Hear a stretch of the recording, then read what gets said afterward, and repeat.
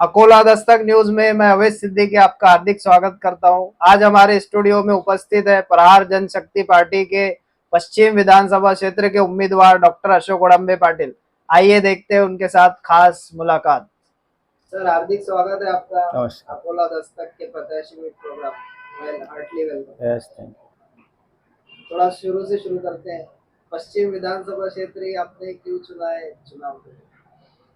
पश्चिम विधानसभा क्षेत्र में मैं रहता हूँ। पश्चिम विधानसभा में मेरा वोट है और पश्चिम विधानसभा क्षेत्र के सर्वांगीण विकास के लिए मैंने पश्चिम विधानसभा क्षेत्र चुना है। इस बार के चुनाव को आप कैसे देखते हैं? लाला जी के बाद जनता का समर्थन आपको क्यों मिलना चाहिए? इस बार का चुनाव मुझे लगता हटके है। लाला जी का नेतृत्व जो था ये सर्व समावेशक था। सब जाति को लेके और सब समाज को लेके चलते थे।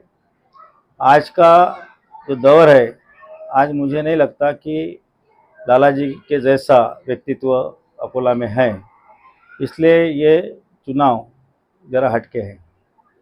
आपके मैनिफेस्टो में मोरना स्वच्छता का विषय लिया गया है, थोड़ा एग्जैक्टली बताएंगे क्या कराएंगे आप? मोरना रिवर जो है ये मुझे लगता है कि अकोला का बीचों बीच जाने वाला रिवर है। आज आप देखते हैं कि अकोला का सौंदर्य उस रिवर के गंदगी इसके कारण या वहाँ जो अस्वच्छता है उसके कारण बिगड़ा है। पड़ोस में राजराजेश्वर का मंदिर है, उसको लग के मुझे लगता है ऐतिहासिक वास्तु असदगढ़ किला है।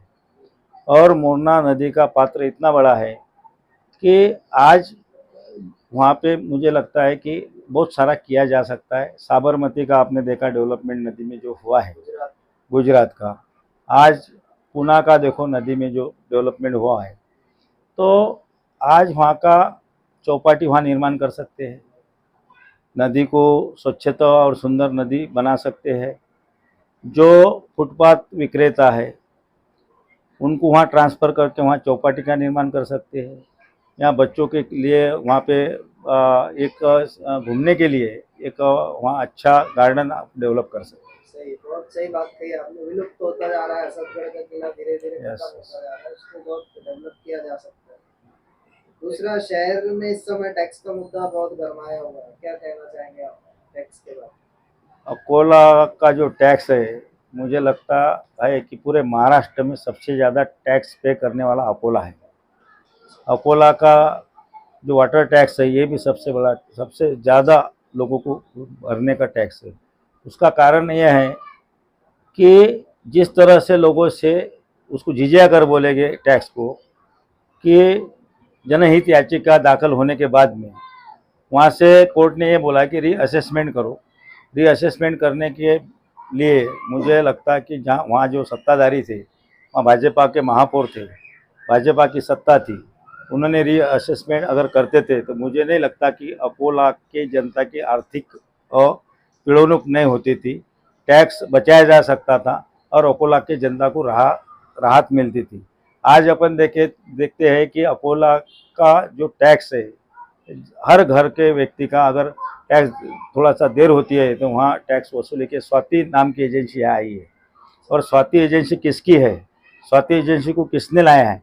मुझे लगता है कि पूरे भारत में ऐसा एक उदाहरण होगा कि कोई महानगर पालिका प्राइवेट एजेंसी से वसूली करती है और वसूली गए टैक्स पे 8% उनको परसेंटेज मिलता है।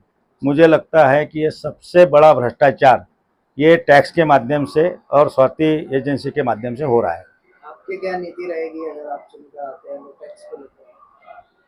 मैं अगर चुन के आऊँगा तो ये जो बढ़ा हुआ टैक्स है मुझे लगता है कि अकोला के जनता को राहत देने की ज़रूरत है। ये टैक्स ऐसा लग रहा है जनता को कि भाई भाड़े के घर में रह रहे हैं। और जो स्वाति जो एजेंसी है सबको पता है, वो एजेंसी को मुझे तत्काल यहाँ से बर्खास्त करने का मैं प्रयास करूँगा। और अकोला का जो मतदार है, अकोला का जो वोटर है, 100% मैं उनको इससे दिलासा दूँगा। आपके मैनिफेस्टो में युवा रोजगार की भी बात की गई है। शहर का युवा चाहता है कि उसका विधायक उसके लिए यहाँ पर रोजगार के अवसर प्रदान करे। युवाओं के लिए क्या नीति रहेगी, क्या करेंगे आप युवाओं के लिए? अकोला में इतनी बेरोजगारी है कि अकोला का जो युवक है ये अकोला छोड़ के पुणे जा रहा है, नागपुर जा रहा है, बम्बई जा रहा है और कोई जरिया ढूंढ रहा है कि भाई वहाँ से उसको रोजगार मिले। अकोला में रोजगार क्यों नहीं मिल सकता? मिल सकता है। यहाँ का जनप्रतिनिधि, यहाँ का विधायक, यहाँ का खासदार, इनका दायित्व था कि अकोला में रोजगार आना चाहिए था, बड़े बड़े इंडस्ट्री आना चाहिए। यहाँ पे जो पढ़े लिखे इंजीनियर बच्चे हैं उनको आईटी पार्क यहाँ होना चाहिए। मुझे लगता है कि अमरावती अकोला के बाद में डेवलप हुआ है, लेकिन नागपुर के बाद सेकंड नंबर अमरावती का लिया जाता है। अकोला कहीं दिखता नहीं है मैप पे कि भाई अकोला में कोई डेवलपमेंट है और रोजगार का कोई जरिया यहाँ के जो विधायक होंगे या जनप्रतिनिधि उन्होंने दिया है।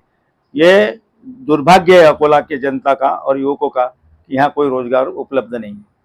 अगला सवाल मेरा उसी से रिलेटेड था। जैसे जीआईडीसी जितनी डेवलप है गुजरात में, हमारी एमआईडीसी में सहूलतें नहीं है व्यापारियों के लिए। तो व्यापारी वर्ग के लिए आप क्या करेंगे? ये एमआईडीसी को किस तरीके से डेवलप किया जा सकता है? यहाँ का व्यापारी चाहता है कि उसको वन टाइम परमिशन मिले। आप देखते हैं कि भाई हर चीज़ की अलग अलग परवानगी लेना पड़ता है और हर जगह हर चीज़ की अगर परवानगी लेना है तो हर जगह उसको कमीशन देना पड़ता है, उसको पैसा देना पड़ता है। और एमआईडीसी का जो व्यापारी है मुझे लगता है कि बहुत दुखी है, पीड़ित है और उनके भी व्यापार चलना चाहिए और उनके व्यापार में इजाफा होना चाहिए। शिक्षा के क्षेत्र में हम काफी पिछड़ते जा रहे हैं। स्किल डेवलपमेंट की बहुत जरूरत है युवाओं में। अगर कोई योजनाएं है भी सरकार की तो वो युवाओं तक पहुंच नहीं पाती। युवाओं के और स्पेशली स्टूडेंट्स के लिए आपके पोर्टफोलियो में क्या रहेगा?